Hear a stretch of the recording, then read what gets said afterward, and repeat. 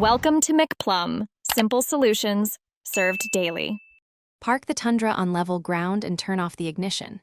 Engage the parking brake and lift the wiper arm away from the windshield until it locks upright. Inspect the blade and connector type.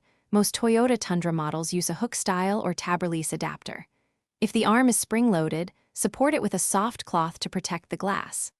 Locate the small release tab on the connector, press it with your thumb, and slide the old blade straight down toward the base to free it.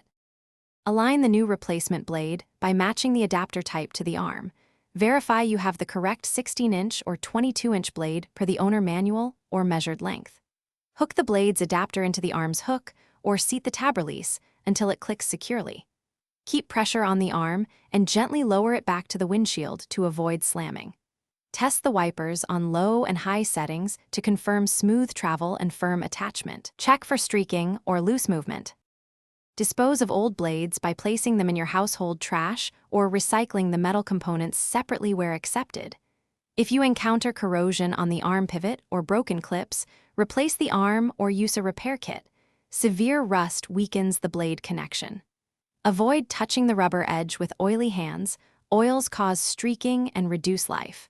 For winter, consider winter-specific blades or apply 1/4 inch of silicone protectant.